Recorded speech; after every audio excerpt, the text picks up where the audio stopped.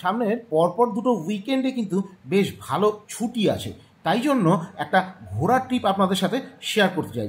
Recently কয়েকদিন আগে আমি ঘুরতে গেছিলাম, সেই ট্রিপেরই এক্সপিরিয়েন্সটা আপনাদের সাথে শেয়ার করছি। আপনারাও সেই রকমভাবে একটা ট্রিপ কিন্তু প্ল্যান করে নিতে পারেন এই ভিডিওটা দেখে। এটা কোনো প্রমোশনাল ভিডিও না, যেমনটা এক্সপিরিয়েন্স করছি ঠিক তেমনটাই আপনাদের সাথে শেয়ার করব। কোথায় গিয়েছি, কী খেয়েছি, কোথায় থেকেছি, সমস্ত ইনফরমেশান আপনাদের সাথে শেয়ার করছি। ওয়েদারটা বেশ ভালো ছিল, হালকা হালকা বৃষ্টি পড়ছিল আগের দিন। চলে গেলাম বাইক নিয়ে দীঘার দিকে। প্রথমে ঢুকলাম তাজপুরে। পুরো প্ল্যানটাই সাজিয়েছিলাম এভাবে যে আমি দীঘাতে স্টে করবো না, দীঘা প্রচণ্ড ক্রাউডেড লাগে, আর মন্দারমণি আমার বাজেটের বাইরে বেশ কস্টলি লাগে বলে ওই সব জায়গায় থাকবো না, থাকবো অন্য জায়গায়, কিন্তু সমুদ্রটা এনজয় করব দীঘা তাজপুরে। স্পেশালি তাজপুরের কথাটা বলছি এই কারণেই, কারণ ওখানকার শ্যাকের আমোদি মাছ ভাজা আর কাঁকড়ার কষাটা কিন্তু আমার বেশ ভালো লাগে।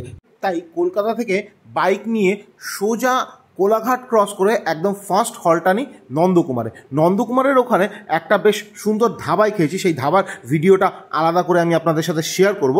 সেখান থেকে তারপরে ব্রেকফাস্ট সেরে আমি সোজা চলে আসলাম তাজপুরে। আর এখানে এসে শ্যাকে বসে বেশ অনেকক্ষণ রেস্ট নিয়ে, প্রায় বলতে পারেন যে লাঞ্চটাকে একটু অন্যভাবে করে, মানে ভাত টাত না খেয়ে আমোদি মাছ ভাজা, কাঁকড়ার কষা এইগুলো খেয়ে বেশ অনেকক্ষণ রেস্ট নিয়ে চিল করে প্রকৃতিটাকে ভালো করে এনজয় করে আমার এই বন্ধুটার মতো একটু ঘুমিয়ে পাওয়ার ন্যাপ নিয়ে চলে আসলাম কানাইচট্টা বিচ ক্যাম্পে।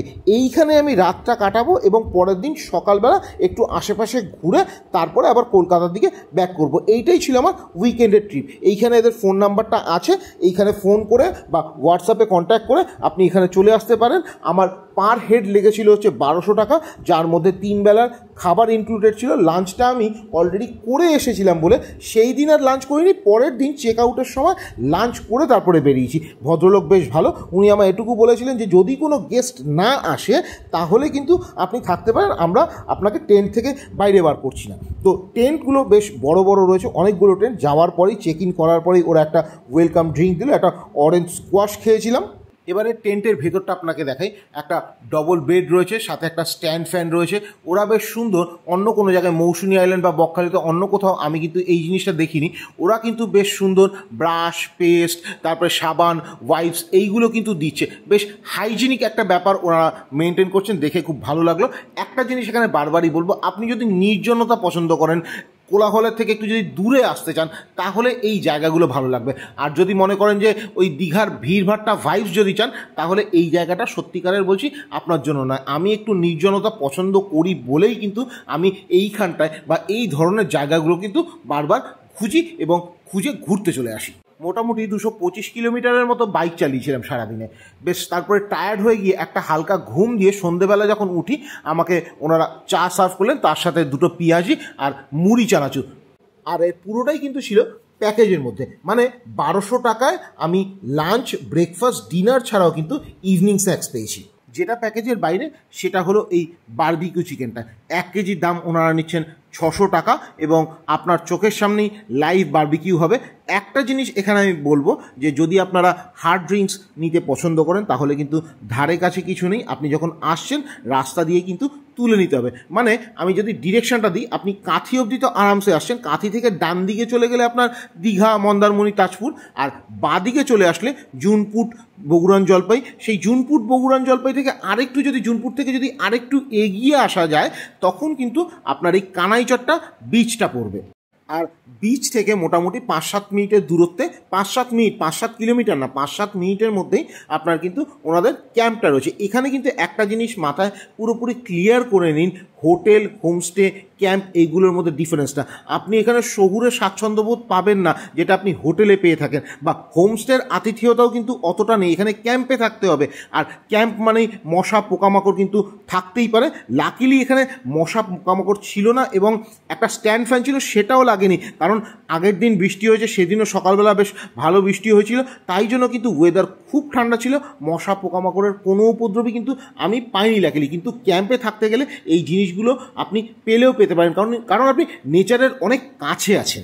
মোটামুটি ল্যাদ খেয়ে সন্ধ্যেটা কাটিয়ে দিয়ে যখন রাতে ডিনার করতে আবার আসলাম ওনাদের ডাইনিং স্পেসে, সেখানে মোটামুটি এইরকম আমি ডিনারের জিনিসপত্র সাজানো দেখতে পেলাম, যেখানে আনলিমিটেড রুটি, তার সাথে আলু পটলের তরকারি, আলু ভাজা, ডাল আর মুরগির মাংস আলু দিয়ে কষা রয়েছে। বেশ লাল লাল ঝালঝাল একটা কষা মাংস রয়েছে, খেতে ভীষণই টেস্টি।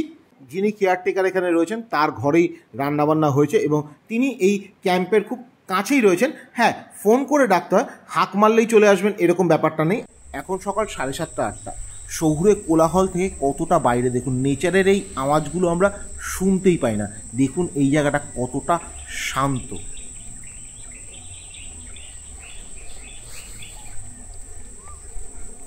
কোনো মানুষের আওয়াজটা নেই, শুধু পাখির আওয়াজ, আর নিজের নিঃশ্বাসটাও নিজে শুনতে পাচ্ছি, এতটাই সুন্দর।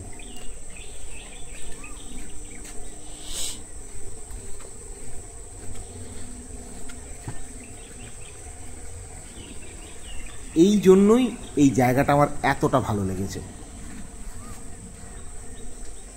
যারা এই ধরনের জায়গায় আসতে চান এই জায়গাটায় আসুন, পছন্দ হবে। সকালবেলা চা খেয়ে তারপরে ভাবলাম যে পাশে বগুড়ান জলপাইয়ের একটা বিচ রয়েছে, এইখানকার যে কানাইচরটা বিচটা রয়েছে সেটা অ্যাকচুয়ালি নদীর চর। হ্যাঁ, আমি এর আগেও বগুড়ান জলপাই বিচে এসেছিলাম, আমার ভালো লেগেছে বলে এবারও আমি বগুড়ান জলপাই বিচে যাব এবং আপনাদের বিচটা আরেকবার দেখাবো, কারণ ওখানে লাল কাঁকড়া দেখতে পাওয়া যায়। একদম স্টার্টিংয়ে যে ভিডিওটা দেখলেন ওই রাস্তা ধরেই কিন্তু আমি এই বগুড়ান জলপাইয়ের বিচে এসেছি। আপনি গুগল ম্যাপ ফলো করেও আসতে পারেন। কানাইচরটা বিচ থেকে মোটামুটি 7-8 কিলোমিটারের ডিস্টেন্স।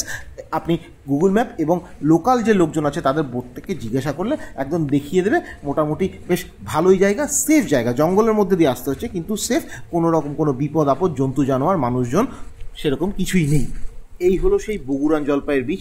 আর আপনাদের যে বলেছিলাম যে লাল কাঁকড়া দেখাবো, এই হচ্ছে লাল কাঁকড়া, সারি সারি লাল কাঁকড়া। এই দেখুন দূরে একটু যদি জুম করে আপনাদের দেখাই, এই দেখুন রোদ পোহাচ্ছে, লাল কাঁকড়ার পুরো একদম পুরো যে ঝাঁকটা, সেই ঝাঁকটা এখানে রয়েছে। কাছে গিয়ে আপনাদের একটু দেখাই, আর আপনি এখানে প্রকৃতির আওয়াজটা শুনুন। পুরো বীজটাতে আমি একা হাঁটছি, নিঃশ্বাসের শব্দ শোনা যাচ্ছে, পায়ের আওয়াজটা পুরো শোনা যাচ্ছে। মানে শহুরে কোলাহল, কাজের জায়গায় এ ডাকছে সে ডাকছে, এই বাচ্চা পেন দিয়ে খুঁচিয়ে দিয়েছে, ও চেয়ার ফেলে দিয়েছে, এ টেবিল ফেলে দিয়েছে, এ ওর টিফিন খেয়ে নিয়েছে। এই যে সারাক্ষণে এই যে ঝামেলার মধ্যে থাকি, তাই জন্যই এই নীরবতাটা পছন্দ করি। এই জন্যই আমার এই জায়গাগুলো এত ভালো লাগে। সারা বছর সারা মাস এই ঝামেলার মধ্যে থাকার পরে যখন এই জায়গাগুলোতে আসি, নিজেকে খুঁজে পাই। এই দেখুন প্রচুর লাল কাঁকড়া ভিড়ে চলছে। এইগুলো কিন্তু সিপিএমের মিছিল বলে ভুল করবেন না। হ্যাঁ, এটা সত্যিকারেরই লাল কাঁকড়া। এক লাইন ধরে ওরা শুয়ে থাকে। এবার জল আসলে তখন ওদের লাইনটা ব্রেক হয়ে যায়, তখন ওদের যে গর্তটা সেটা খুঁজে পায় না, তখন ওরা জলের মধ্যে হানাগোনা করে। এবার এই জলের মধ্যে যখন আমি দাঁড়িয়েছিলাম, বেশ জলের স্রোতটা যখন বাড়ছে, ওরা কিন্তু আবার পায়ের মধ্যে এসে আবার ঠোকরও মারছে। বেশ একটা অসাধারণ অনুভূতি। দেখুন পুরো বিচটায় আমি একা, কেউ নেই, দেখতে পাচ্ছেন, জনমানসহীন। এবারে ওখান থেকে ফিরে আবার ব্রেকফাস্টটা শুরু করলাম। আনলিমিটেড লুচি। হ্যাঁ, মোটামুটি আমি 12-15খানা লুচি খেয়েছি। লুচির সাথে আপনার সাদা আলুর তরকারি একটা রয়েছে, তার সাথে একটা সেদ্ধ ডিম, রাজুদার সেদ্ধ ডিম নয়, ওনাদের সেদ্ধ ডিম, তার সাথে একটা মিষ্টি।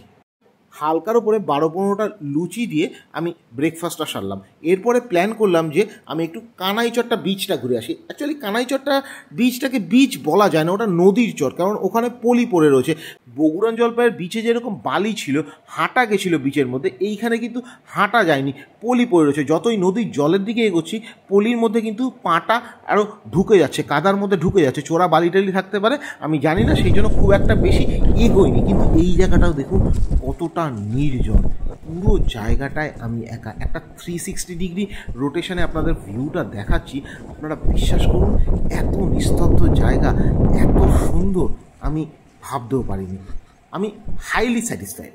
হ্যাঁ, সমুদ্রে স্নান করতে যারা এসছেন, এইসব জায়গায় স্নান করার জন্য নয়, এটা মাথায় নিয়ে আসুন। আপনি যদি গামছা, সাবান, মগ নিয়ে যদি এখানে আসেন, তাহলে কিন্তু আপনি স্নান করতে পারবেন না। হ্যাঁ, এই জায়গাতে ঢেউ নেই সেরকম। এরপরে এসে আবার স্নান টান, পায়েটায় কাদা লেগে গেছিলো, স্নান টান সেরে ভালো মতো করে তারপরে লাঞ্চটা করলাম, কারণ এরপরে আমি বেরোবো, রোদের তাপটা যাতে গায়ে না লাগে সেই জন্য চেষ্টা করছিলাম যে 3টে 3:30টার পরেই রওনা দেওয়া। এবং ওনাদের যে খাবার দাবার, আতিথেয়তা সত্যিই খুব ভালো ছিল। মানে রান্নাবান্না একটু অন্যরকম। বাড়িতে হলে এত সবজি তো আমি খেতামই না, কিন্তু এইখানে আমি খেয়েছি কারণ স্বাদ পাল্টে গেছে। হাত পাল্টেছে, তাই স্বাদটাও পাল্টেছে। আমি ডিনার করেছিলাম চিকেন দিয়ে, ইভিনিংয়েও আমি চিকেন বারবিকিউ খেয়েছি, তাই এই বেলাটায় আমি লাঞ্চটা মাছ দিয়ে সারলাম। ওনারা ভোলা ভেটকি দিয়েছেন, যা পরিষেবা আমি পেয়েছি 1200 টাকায় যথেষ্ট। এত মানে কম পয়সায় এত কিছু খাবার দাবার, তার সাথে এত ফেসিলিটি, আমি highly satisfied. Thank you for watching, tata.